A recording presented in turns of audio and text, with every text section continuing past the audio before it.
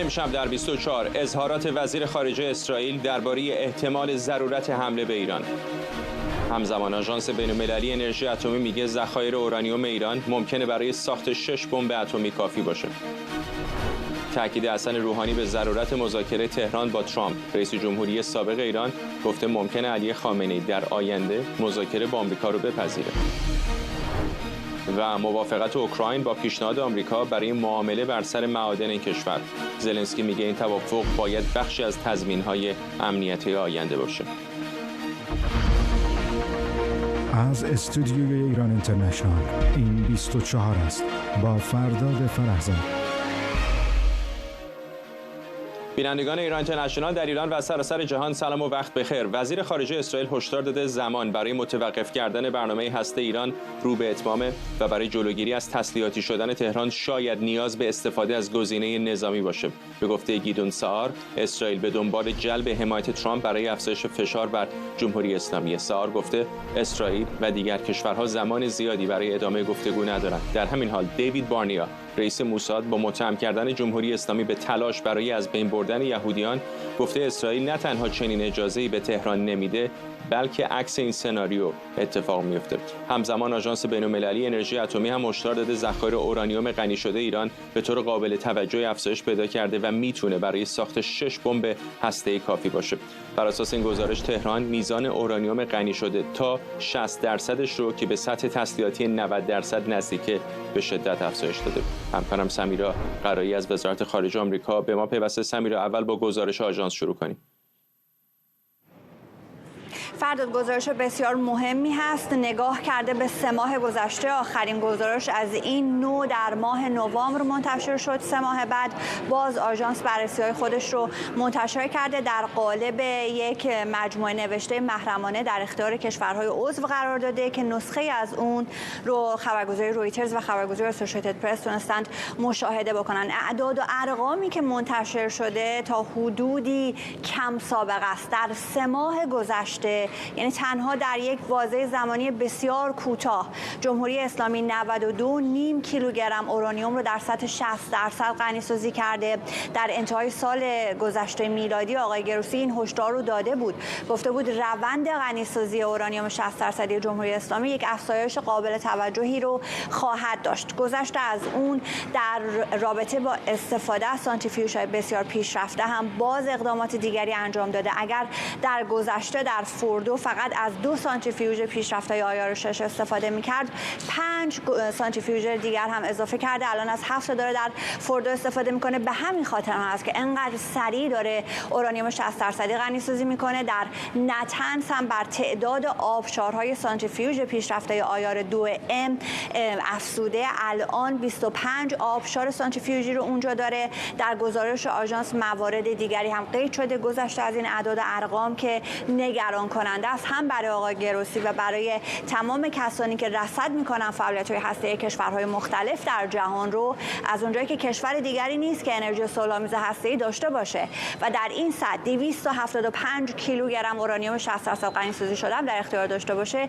این گزارش میتونه یک هشدار جدی بده، هم راجع به سانتریفیوژها، هم راجع به اورانیوم غنی‌سازی شده، راجع به عدم صدور مجوز برای بازرسان با تجربه آژانس. 4 تا رو قرار بود جمهوری اسلامی براشون مجوز صادر کنه. آقای گروسی میگه این کارو نکردند و آقای عراقچی در تماسی که با آقای گروسی داشته این وعده رو داده که حالا به تهران بیا بیشتر با هم صحبت میکنیم. چیزهایی که به نظر میرسه برای آقای گروسی دیگه قابل قبول نیست. سفرهای زیادی رو آقای گروسی در این چند سال به ویژه از زمانی که آقای ترامپ از برجام خارج شد انجام داده. هنوز به یک جمع‌بندی، به یک نتیجه مورد علاقه‌اش و مطلوبش آقای گروسی نتونسته برسه. در مجموع این گزارش فرداد میتونه گزارش مهم باشه با توجه به بحران هسته‌ای که الان وجود داره. چشم بسیاری از کارشناسان به این هست که ببینن آژانس به عنوان یک نهاد ناظر غیر سیاسی، هرچند جمهوری اسلامی آقای گروسی و آژانس نظر دیگری داره، ببینند که این نهاد به عنوان یک نهاد غیر سیاسی چه میگه راجع به برنامه هسته‌ای ایران و همچنان هم اون 2 تأسیسات مشکوک هسته‌ای ورامین و ترقوزآباد که باید جمهوری اسلامی بهشون جواب میداد. به گفته آقای گروسی هنوز برامون هم جواب نداده. یعنی به طور خلاصه که در این 3 ماه افزایش داده این بحران ها رو و از طرفی هیچ جواب درستی هم با آقای گروسی جمهوری اسلامی نداده. بریم سر صحبت‌های مقامات اسرائیلی. به نظر میسه که ادبیاتشون نه اینکه حالا قبلا تند نبود ولی تندتر شده، از وزیر خارجه بگیر تا رئیس موساد.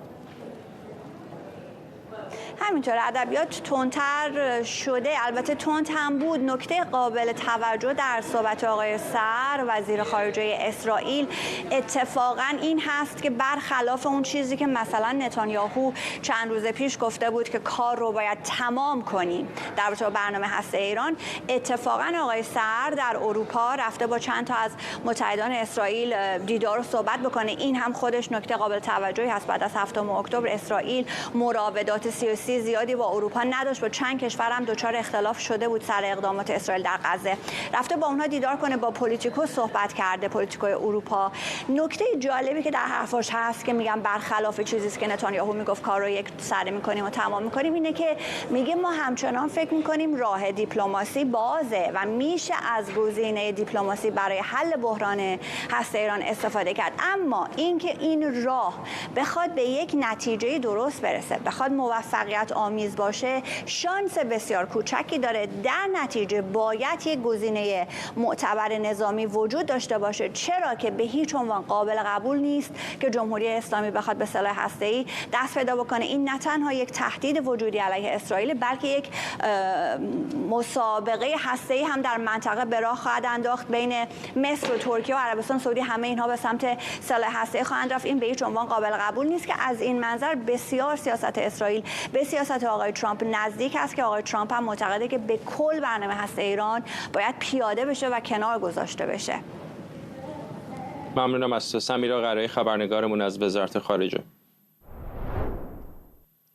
بن سبتی، پژوهشگر ایران و اسرائیل از تل‌آویو و شهیر شهید سالس، تحلیلگر مسائل ایران و روابط بین‌الملل از کلگری کانادا به ما پیوستن. آقای سبتی، بارها سلام مقامات اسرائیلی اظهارات اینچنینی میکنن، الان به نظر تندتر شده، خیلی نشانه ای از احتمال مذاکره بین تهران و واشنگتن هم دیده نمیشه. به نظرتون چه اتفاقی احتمالاً منجر خواهد شد که این رویارویی نظامی که ازش حرف میزنن رو عملیاتی بکنن؟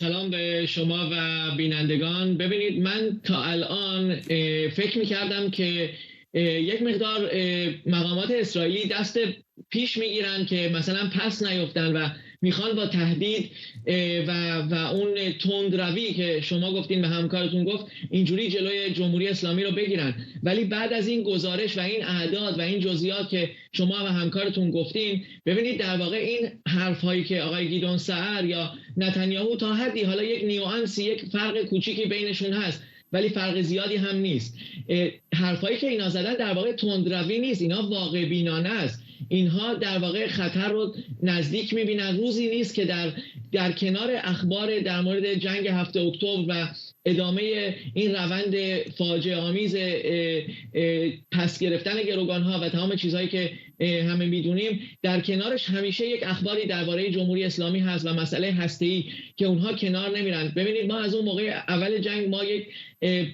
اصطلاحی اینجا به وجود اومده که میگن یک عده‌ای هنوز انگار در 6 اکتبر هستن، هنوز یک جوری خوشبینانه فکر میکنن به طرف دشمن.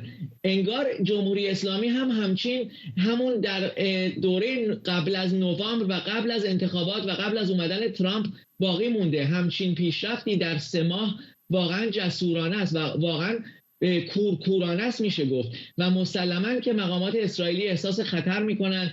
ما دیروز در مؤسسمون این نشست سالانه رو هم داشتیم که واقعا رئیس موساد آقای برنه با اینکه وقتش خیلی پر هست و برای گروگان‌ها و غیره اومد و گفت ما جمهوری اسلامی رو به عنوان شرورترین دشمن میبینیم و بالاخره جلوی اون رو خواهیم گرفت با هر وسیله‌ای که ممکن باشه. ببینید الان جمهوری اسلامی یک اتفاق نظری در اسرائیل و حتی با آمریکا به وجود آورده که اصلا باور نکردنیه که چجور اینها راه درست خودشون رو حتی انتخاب نمی‌کنن، کنار نمیان، مثل 2013 حتی به حرف همون رئیس جمهور سابق روحانی گوش نمیدن و اینجور دارن به لبه پرتگاه نزدیک میشن. برای همین اسرائیل هم چاره‌ای اگر واقعا کار به مذاکره نکشه، اگر واقعا ترامپ دستی که دراز کرده به سوی جمهوری اسلامی اینها دستشون نفشورن، اسرائیل واقعا به عنوان واقع بینانه به نظر میاد که چاره جز حمله شدید به تأسیسات هسته‌ای نخواهد داشت. و یک مورد دیگه هم بود که این بازرس‌ها رو نه فقط راه نمیدن در این تأسیساتشون، بلکه یکی دو فعالیت هم مخفیانه در این تأسیسات دارن یا بعضی از قسمت‌های تأسیسات رو حتی نگفتن به سازمان بین‌المللی هسته‌ای. برای همین تمام کارهایی که جمهوری اسلامی داره میکنه اصلا واقعا خودش داره باعث این حمله میشه. آقای شهید ثالث، آقای ترامپ حرف از سیاست فشار حداکثری میزنه. آژانس میگه ایران به ساخت سلاح هسته‌ای عملاً نزدیک شده با بالا بردن غنیسازی اورانیوم 60%. اسرائیلی‌ها حرف از احتمال ضرورت حمله نظامی میزنن. آیا همه اینها سنگ بزرگی است که نشانه نزدنه یا واقعاً داریم به نقطه تقابل نزدیک میشیم؟ ببینید، به نظر من مسئله حمله به تأسیسات هسته‌ای جمهوری اسلامی باید یه مقدار در تصویر بزرگتر بهش نگاه بشه. اگر یه همچین اتفاقی بیفته که در واقع اسرائیل از جنوب ایران رو باید بیاد بزنه تا شمال ایران که تمام این تأسیسات هسته‌ای رو از بین ببره، ما وارد یک جنگ خواهیم شد. باید ببینیم آیا اسرائیل این آمادگی رو داره که وارد یک جنگ بشه، چون کار به اینجا که خاتمه پیدا نمیکنه. بیان تمام این تأسیسات هسته‌ای رو بزنن، از گرچین تو جنوب و بوشه بیان تا تهران همه رو بزنن، کار به اینجا خاتمه پیدا نمیکنه. در نتیجه اسرائیل باید برای یک جنگ آماده باشه. برای که اسرائیل برای یک جنگ آماده باشه، چرا به اینجا خاتمه پیدا نمیکنه؟ مگر در عراق و سوریه چنین نکردند و اتفاقی افتاد؟ یا همین رویارویی دوباری که با ایران داشتن، مگه واقعا تهران چه ضربه معناداری به اسرائیل زد؟ بله، فرقش اینه که یک مقاله آقای تاماس فریدمن چند وقت پیش در نیویورک تایمز نوشته بود که تاریخ خاورمیانه از بعد از حمله موشکی به آرامکو به دو قسمت تقسیم شده: قبل از حمله موشکی به آرامکو و بعد از حمله موشکی به آرامکو. ببینید، این نیروی موشکی که جمهوری اسلامی الان به دست آورده، اولا یک نیروی نیستش که نه صدام در اختیار داشتش نه بشار اسد. در ثانی اونجا یک حمله به اصطلاح مقطعی و نقطه‌ای بود و اون تأسیسات رو از بین بردن. من گفتم در مورد جمهوری اسلامی باید بزنن از جنوب تا شمال تمام اینا رو از بین ببرن. در نتیجه واقعا باید احتمال، حداقل حالا اگر قطعی هم نباشه، باید احتمال ورود به یک جنگ تمام عیار رو بدن. آیا اسرائیل آمادگی داره؟ آیا ترامپ از همچین چیزی پشتیبانی میکنه؟ به نظر من اینا سوالاییه که من رو حداقل به این نتیجه میرسونه که این احتمال چندان بالا نیستش. ولی فشار حداکثری که به جمهوری اسلامی وارد میشه، من یه نکته بگم این خیلی مهم هست. صادرات نفت ایران در ماه ژانویه یک مرتبه به 850,000 بشکه نفت کاهش پیدا کرد که 3 ماه قبل از اون 1,800,000 بشکه بود. همه به اصطلاح نگاه‌ها به این بود که همونجور که آقای ترامپ خواسته بود این صادرات به صفر برسید. به طور عجیبی بلومبرگ 2 روز پیش یک گزارش داد که به 1,750,000 بشکه در روز 2 مرتبه در ماه فوریه رسید که نشون میده این فشار حداکثری آقای ترامپ با یک چالش‌های روبرو است. اما به نظر من اونجایی که ممکنه جمهوری اسلامی عقب نشینی بکنه، این مسافرتی بودش که لاوروف به ایران کرد و پیام‌هایی که به نظر من منتقل کرده که اگر وارد درگیری و جنگ بشین انتظاری اما نداشته باشین و در ضمن ببینن نظر جمهوری اسلامی چیه، برای اینکه در کنفرانسی که در ملاقاتی که قرار بین پوتین و آقای ترامپ انجام بشه اونها رو در جریان بذاره که بتونه حتما یکی از موارد خواهد بود راجبش صحبت کنه. به نظر من احتمال جنگ الان در شرایط فعلی چندان بالا نیست، ضمن اینکه تمرکز آقای ترامپ بر فشار حداکثری خواهد بود و به نظر من اینجا یک بازیگر جدیدی وارد صحنه شده که روسیه هستش و حمایتش از جمهوری اسلامی به خاطر اینکه میخواد با ترامپ معامله بکنه کاهش خواهد داد و این صراحتاً هم بهشون خواهند. آقای ثبتی، شما یک دوره سخنگوی دولت اسرائیل بودید، بالاخره روابط نزدیکتری با مقامات دولتی دارید. خودتون اشاره کردید در مؤسساتون رئیس موساد اومده صحبت کرده. میدونم که خب طبیعتا اطلاعات طبقه بندی شده رو ارائه نمیدن، اما از فحوای کلام اونها چقدر واقعا فکر میکنید احتمال رویارویی رو میشه در لابلای حرفاشون دید، یا فکر میکنید که همچنان شاید فکر میکنن دیپلماسی یا فشار حداکثری آقای ترامپ بتونه جمهوری اسلامی رو تا اندازه‌ای تضعیف بکنه که نیاز به رویارویی نباشه؟ ببینید، از نظر هم مؤسسه ما و هم از نظر شخصی من تقریبا یکی هست و بر طبق تجربه‌ای که در ماهای اخیر داشتیم، این مسئله دور و مدت زمانی هم هست. در مدت کوتاه اسرائیل هنوز گوش به حرف و صحبت‌های آقای ترامپ خواهد بود. در کوتاه مدت شاید 3 ماه 4 ماه فرصتی داده خواهد شد برای مذاکره، چون ما می‌بینیم که ترامپ واقعا میخواد مذاکره بکنه. اما از یک طرف ببینید، ساعتی نیست که جمهوری اسلامی مساوی با سر مار و سر اژدها حساب نمیشه. آنچنان در افکار عمومی اسرائیل رفته این موضوع که جمهوری اسلامی سر اژدها هست و همونطور که دست ترورش رو قطع کردن باید دست هسته‌ایش رو هم قطع بکنن. یک واقعا تقبلی به وجود اومده و همه راضی هستن برای اینکه باید حساب این جمهوری اسلامی یکی بشه. در مورد حمله هم باید بگم، ببینید دفعه دومی که اسرائیل حمله کرد نقاط بسیار دقیق و حتی یک تأسیسات هسته‌ای که در موردش اینها اظهار نکرده بودند و به سازمان بین‌المللی نگفته بودند، طالقان 2 حتی اون رو که شرق از تهران هم هست اونم زدن و اسرائیل اطلاعات خیلی زیادی داره برای مثلا جاهایی که واقعا حساس هست از نظر هسته‌ای. اینها اگر واقعا بخوان میتونن بزنن، ولی هنوز فرصت رو مجبورن به ترامپ بدن. ولی اگر نه، من فکر می‌کنم ظرف حدود 4 ماه ما میتونیم منتظر یک اقدام مهمی باشیم در این مورد. زمان هم دادید، 4 ماه. آقای شاهد سالس، فرصت خیلی کمی داریم. حرفای حسن روحانی رو احتمالاً شنیدید که میگه شاید رهبر جمهوری اسلامی نظرش در مورد مذاکره با آمریکا عوض بشه. چقدر این رو واقعا محتمل میبینید؟ من برمیگردم به حرف عراقچی که توی اون کنفرانس مطبوعاتی با لاوروف اعلام کرد. حرفش دقیقاً این بود: امکان مذاکره مستقیم با آمریکا وجود نداره. توجه کنید کلمه مستقیم خیلی معنادار هستش. در نتیجه داره میگه که ما حاضر هستیم که مذاکرات غیر مستقیم بکنیم و با همکاری دوستانمان چین و روسیه. در واقع الان این مذاکراتی که هستش که با اروپا داره صورت میگیره، 2 مرتبه چین و روسیه رو میخوان وارد کنن، برای که روسیه داره موقعیتش به اصطلاح تقویت میشه دیگه در اثر حمایتی که ترامپ داره ازش. در نتیجه گروه 5 انجام بدن همون حالتی که مثلا مثل زمان رئیسی بود. به نظر من این مذاکرات شروع خواهد شد. آیا به نتیجه خواهد رسید؟ اون یه بحث دیگه که حالا بعداً شاید اگر موردی بودش میتونم راجع بهش صحبت کنم. ولی به نظر من مذاکرات غیر مستقیم با میانجیگری خود روسیه و شرکت کشورهای اروپایی و چین شروع خواهد شد و آمریکا هم به نظر من راه دیگه‌ای نداره. اگه میخواد مذاکره کنه فعلا باید به این گزینه جواب بده. ممنونم از هر دوی شما. شهیر سالس، تحلیلگر مسائل ایران و روابط بین‌الملل، و بن سبتی، پژوهشگر ایران و اسرائیل.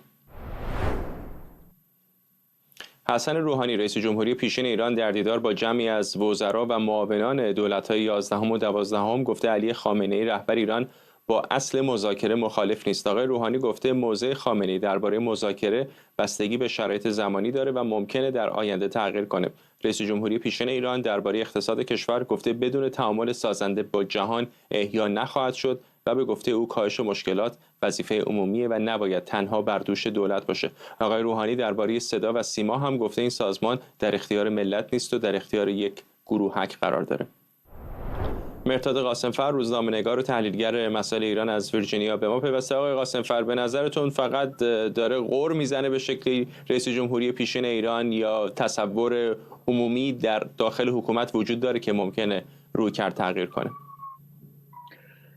واقعا هر چقدر که فشار اقتصادی در درون کشور بالا میگیره و جمهوری اسلامی عملا ناتوان میشه از اجرای برنامه‌های داخلی یا برنامه‌های منطقه‌ایش، ما ببینیم که این فشارها باعث شده بیش از هر چیز در درون خود جمهوری اسلامی اون یک دستی خدشه ببینه، یک دستی در اداره. اگرچه می‌دونید که آقای خامنه‌ای در چند هفته‌ای گذشته در واقع سعی کرد که نظام رو یک دست بکنه در اینکه یک پیام رو به جهان بدند و اینکه نه اون چهره در واقع خیلی قاطعی که آقای خامنه‌ای سعی کرد در تمام دوران رهبریش از خودش در عرصه عمومی ارائه بده، همون رو در واقع تبلیغ بکنن بدون خدشه‌ای در واقع به این چهره.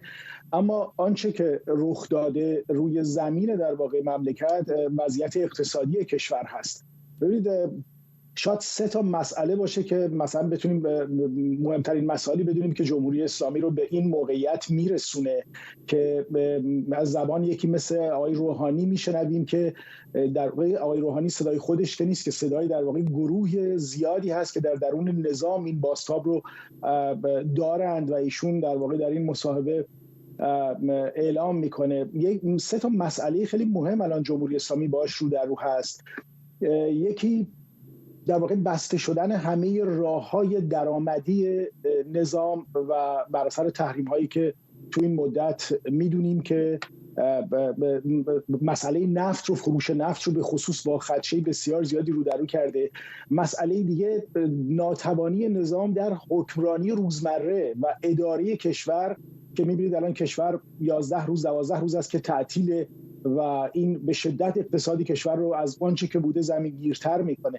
و سومین مسئله این است که نظام الان دستش بسیار بسته است برای دسترسی به منابعی که بتونه در واقع نیروهای سازمان عظیم سرکوب خودش رو تغذیه بکنه و اونها رو آماده نگه داره. ما میدونیم که اینها نیروهایی هستن که به هر حال اگر که این منابع بهشون نرسه نهایتاً در درون کشور احتمالی که بتونن در برابر اتفاقاتی که ممکنه جمهوری اسلامی باش رو در رو بشه آن قاطعیت لازم رو از خودشون نشون ندن. بنابراین تصور میکنم که این پیام آقای روحانی از یک مسئله شخصی خیلی فراتر هست و صدای گسترده‌ای هست که از درون نظام بلند شده و ما از آقای روحانی میشنویم. تحلیلگر قبلیمون حرف از این میزد که آقای بن سبتی که شاید در 4 ماه آینده اسرائیل با جمهوری اسلامی رو در رو بشه. در عین حال حسن روحانی هم همین حرفو میزنه که چند ماه آینده ممکنه خامنه‌ای نظرش عوض بشه. چقدر فکر میکنید که واقعا اگر احساس بکنه که رویارویی با اسرائیل اجتناب ناپذیر هست ممکنه اون جام زهر رو بنوشه؟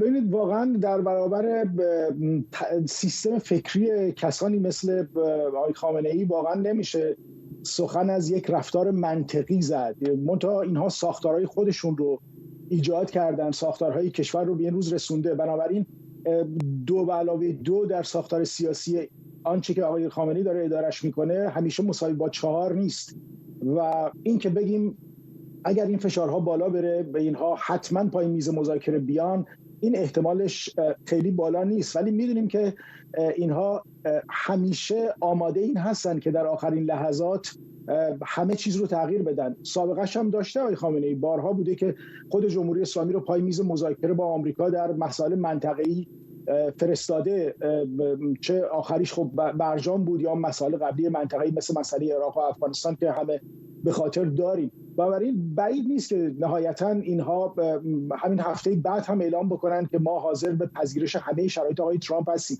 اما این مذاکره دو سویه‌ایه، یعنی حتی اگر خطر حمله اسرائیل به ایران هم به بالاترین حد خودش برسه و حتی محقق بشه، آیا آقای ترامپ اون لحظه‌ای میدونه که حاضر بشه صدای جمهوری اسلامی رو بشنوه برای اینکه میپذیره پای میز مذاکره بیاد، یا او هنوز صبر میکنه؟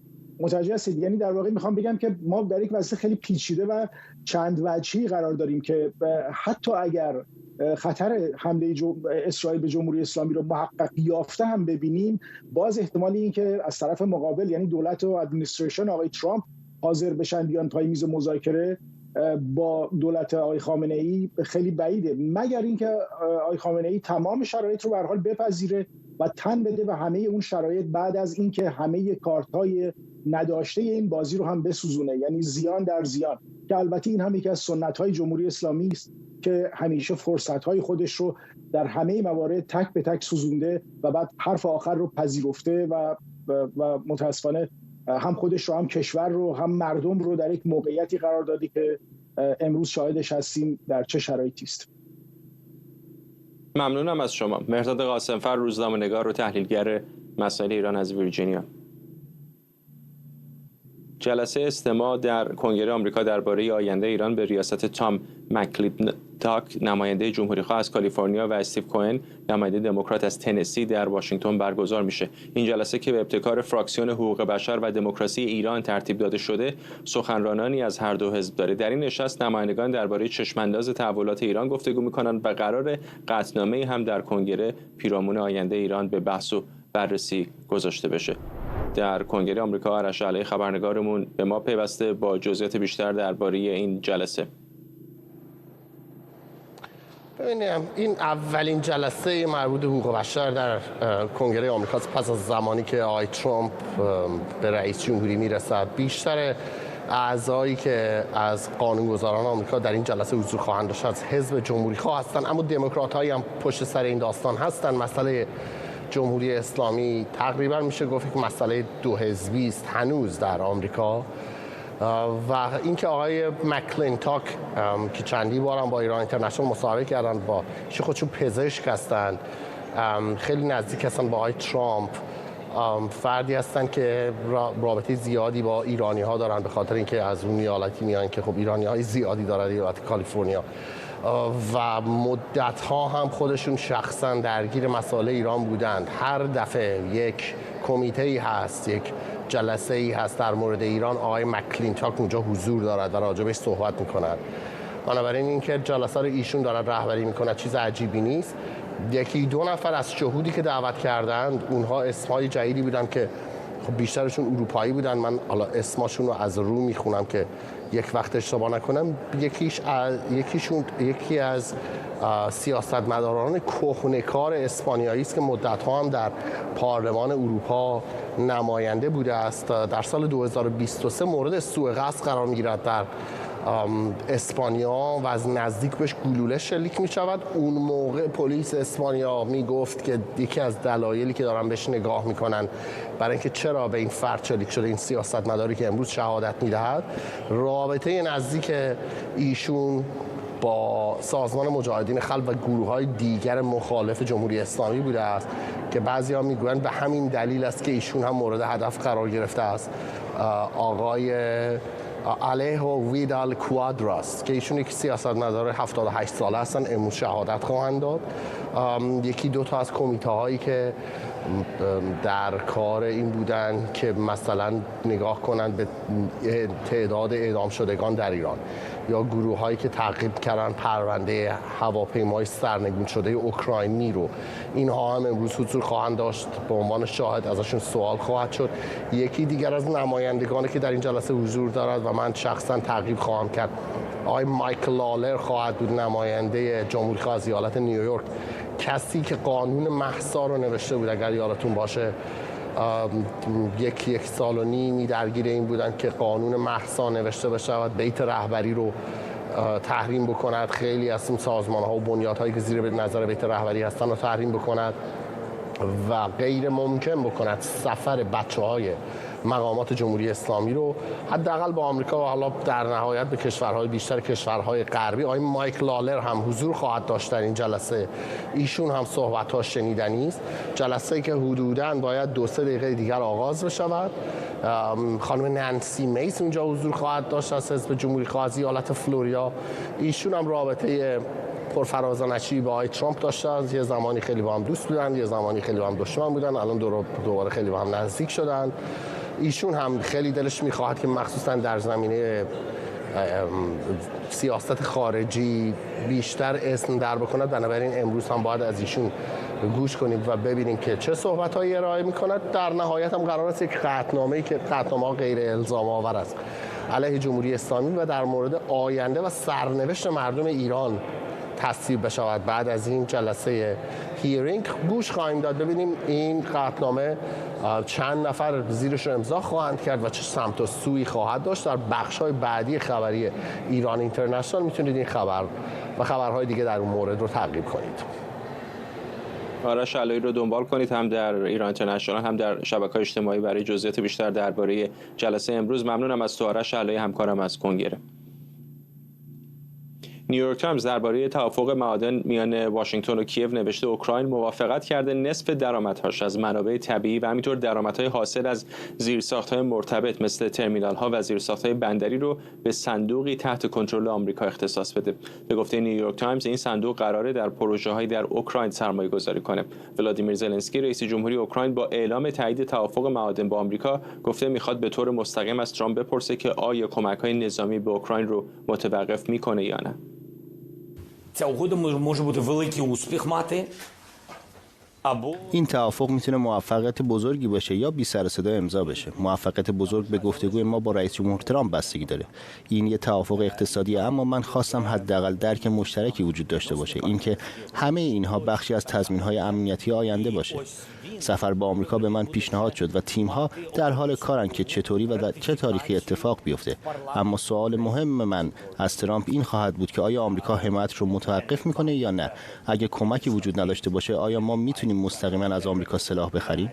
سوال سوم این که آیا میتونیم مثلا با دارایی‌های مسدود شده روسیه سلاح بخریم؟ Can we work with frozen assets for buying weapon, for example? خبرنگارمون اردوان روزبه از واشنگتن دی سی به ما پیوسته، جایی که همین 2 روز دیگه روز جمعه آقای زلنسکی قرار هست بیاد و با رئیس جمهوری ترامپ دیدار بکنه. اردوان، چه میدونیم در مورد جزئیات این توافق در مورد منابع طبیعی اوکراین و احتمالاً کمک‌هایی که ایالات متحده در زمینه نظامی به اوکراین وعده خواهد داد؟ خب جزئیات توافق در چند بخش اصلا هنوز روشن نیست، از جمله مسئله حمایت‌های نظامی ایالات متحده آمریکا. تا این لحظه که ما داریم با هم صحبت می‌کنیم هیچ چیز ازش مطرح نشده، اما به طور معلوم روشن هستش که این بحث توافق بر سر استفاده از معادن اوکراین و در واقع فلزات نایاب توافقی هستش که بین دولت آقای زلنسکی و دولت آقای ترامپ به نتیجه رسیده و روز جمعه همینجا در واشنگتن دی سی قرار هستش که آقای زلنسکی به رغم دلخوری هایی که داشته در چند روز گذشته و بارها نسبت به سیاست های آقای ترامپ ابراز ناراحتی کرده بود، ظاهرا به نظر میاد که بالاخره به محصول خواهد رسید. یادمون باشه در روزهای گذشته به دفعات پس از مطرح شدن هزینه‌ای که دولت آمریکا آقای ترامپ میگه خرج کرده در جنگ اوکراین، تاکید کرد زلنسکی که این پولها هدیه بوده و قرارم نبوده به هیچ وجه چیزی از اونها پرداخته بشه. حتی در بحث استفاده از معادن و در واقع منابع طبیعی اوکراین توسط آمریکا هم آقای زلنسکی درست همین شاید بگم در ظرف چند ساعت، یعنی شاید بگم 1-2 روز گذشته تاکید کرده بود که مایل نیستش که وارد چنین بحثی بشه. اما حالا آقای ترامپ داره میگه که روز جمعه زلنسکی میاد اینجا تا توافق بکنه و به یک توافقی که به نظر میاد ترامپ هم باش موافق هستش قراره برسه. صحبت‌های آقای ترامپ رو که ساعتی پیش از این در مورد این نشست روز جمعه کرده رو بشنوید.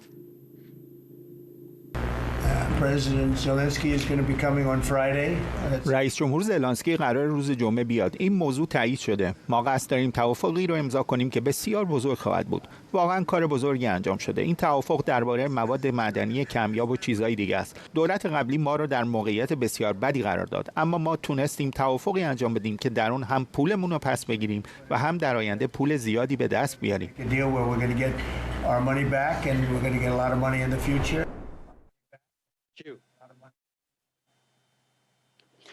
نکته که هست اینجاست که مؤسسه کیتل در آلمان داره میگه که هزینه کرده آمریکا در جنگ اوکراین حدود 119 میلیارد دلاره، اما آقای ترامپ میگه بین 300 تا 350 میلیارد آمریکا هزینه کرده. این اختلاف عدد ممکنه ناشی از بخشی باشه که ایالات متحده آمریکا به طور در واقع دراز مدت شاید در اختیار اوکراین قرار بوده بذاره یا چیزی از این دست. اما نکته‌ای که وجود داره اینه که حالا بر اساس این توافق صندوق مشترکی که تشکیل خواهد شد در اوکراین 50% سامون، یعنی بالاترین سطحی که قوانین ایالات متحده آمریکا اجازه میده رو در اون سهیم خواهد شد و پولها به این صندوق واریز خواهد شد. در واقع به این معنا نیست که همه این پول به آمریکا منتقل میشه، بلکه در یک دوره دراز مدت این صندوق باعث میشه که پولهای آمریکایی هم بنابر خواسته آقای ترامپ و هزینه کردها برگرده. یک نکته خیلی مهمی که در توافق روز جمعه وجود داره و برای دولت اوکراین هم هنوز روشن نشده این هستش که آقای ترامپ هیچ نوع تضمین و یا وعده امنیتی به اوکراین نداده.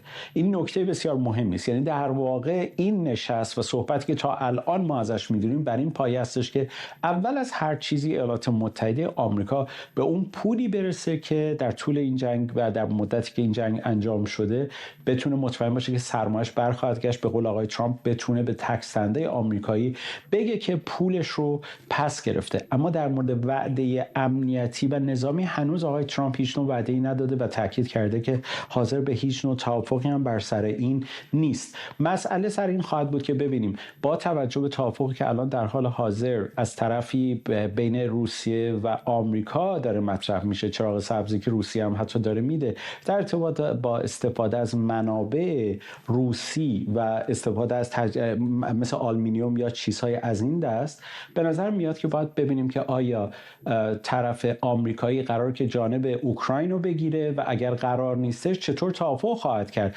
و این نگرانی های نظامی که امروز مطرح هستش آیا آمریکا به این معنا مسئله امنیت رو در میدان نبرد قراره تامین بکنه یا خیر. اینها چیزایی هستش که من فکر میکنم دست کم تا روز جمعه باید منتظر باشیم ببینیم که آقای زلنسکی از کاخ سفید چطور بیرون میاد. ممنونم از تو همکارم اردوان روزبه از واشنگتن. امید معماریان روزنامه‌نگار از دیترویت به ما پیوسته. آقای معماریان، یهو کلاً ورق برای اوکراین عوض شده. اینطور نیست از حمایت‌های سخاوتمندانه همه جانبه تقریباً بدون محدودیت ایالات متحده آمریکا تا اینکه بیاید نصف منابع زیرزمینیتون رو در اختیار آمریکا قرار بدید و پای میز مذاکره هم بشینید با روسیه، بشینید که چه عرض کنم بدون حضور اونها آمریکا با روسیه مذاکره کنه. بله، کاملا در یک سرزمین جدیدی ما قرار داریم. اون چیزی که داشت اتفاق می‌افتاد به هر حال بر اساس پیوندهای ایالات متحده با اروپا، پیمان ناتو و نگرانی‌های امنیتی که اروپا در خصوص توسعه طلبی‌های روسی داشت، خب خیلی طبیعی بود که ایالات متحده به عنوان یکی از پایه‌های اصلی ناتو وارد عرصه بشه، کمک کنه به اوکراین در کنار کشورهای اروپایی. و بنابراین تمام معیارها و قوانین و یا برها اصولی که وجود داشت برای همکاری بر اساس اتحادی بودش که بین ایالات متحده بود و اروپا. در زمان آقای ترامپ ما شاهد یک تغییر چشمگیر هستیم. آقای ترامپ به اون ائتلاف‌های گذشته، به اون نظم گذشته جهانی، در واقع نظمی که در پیش از اون در طی دهه‌ها شکل گرفته بود، به پیمان‌های امنیتی و به هر حال اقتصادی اینها به اون شکلی که وجود داشت نگاه نمی‌کنن و اساساً کاملاً ورق رو برگردونن و خیلی از به هر حال شگفتی یا به هر حال بی‌عملی یا تردیدایی که در اروپا وجود داره نسبت در خصوص فهم این ماجرا هست که اساساً ما با یک آمریکای جدید مواجه هستیم. در شکل قبلیش خب قطعاً ایالات متحده کمک کرد به اوکراین و این کمک بدون قید و شرط بودش، به صورت حتی وام و اینا هم نبودش. به هر حال یک نگرانی عمده بود که روسیه ایجاد کرده بود و باید کمک می‌کردن به اروپا. در شکل جدید کاملاً کاسبکارانه است. یعنی شما چقدر میدین که ما به شما، چقدر پول میدین، چقدر به ما امکانات میدین، چقدر منابع میدین که ما در ازای اون به شما به هر حال منابع خود رو اختیار شما بذاریم یا بتونیم از شما حمایت کنیم.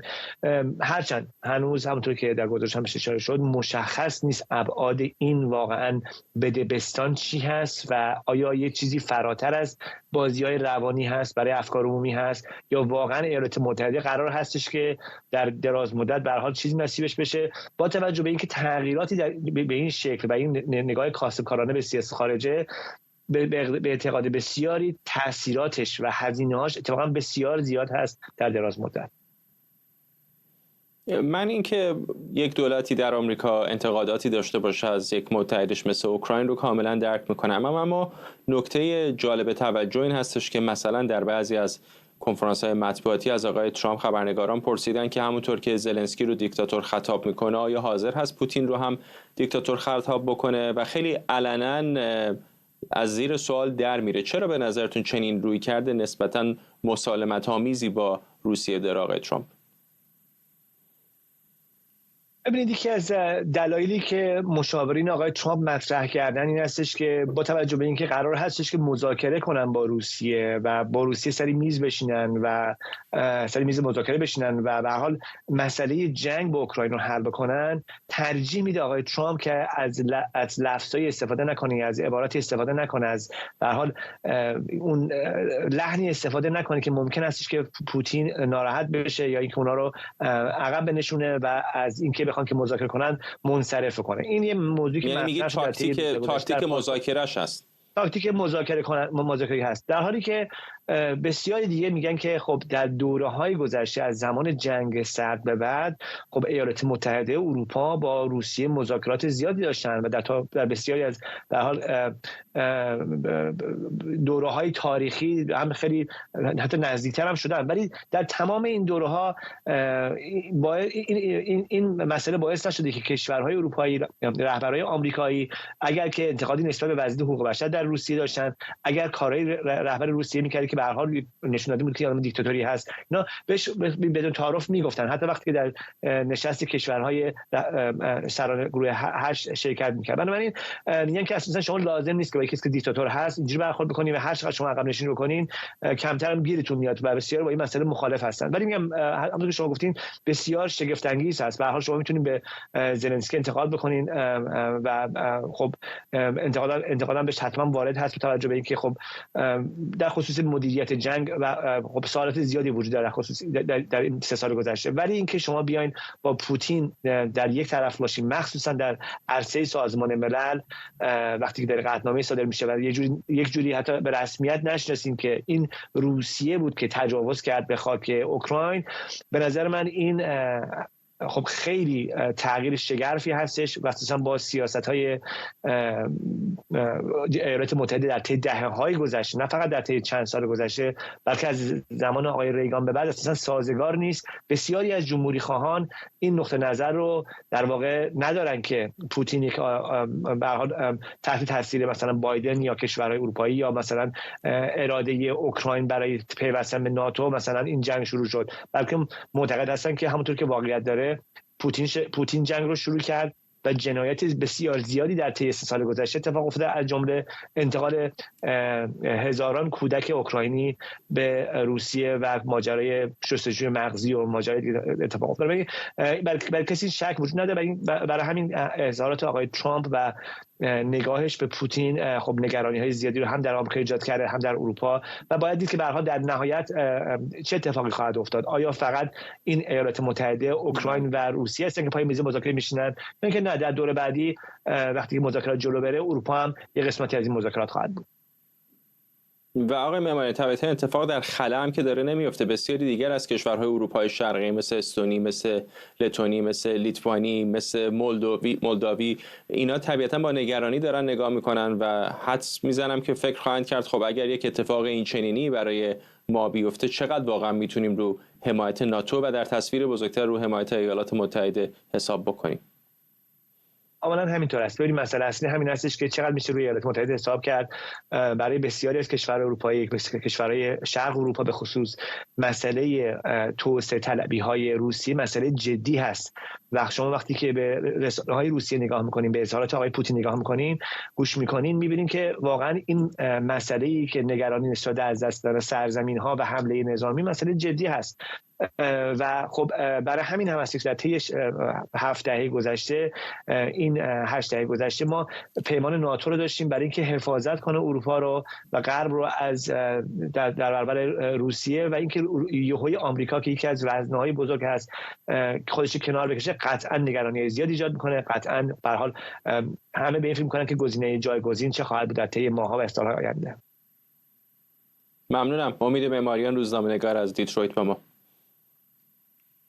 و ممنونم از شما که بیننده برنامه 24 امشب هم بودید. این برنامه رو کمی دیرتر میتونید در یوتیوب ایران اینترنشنال دوباره ببینید.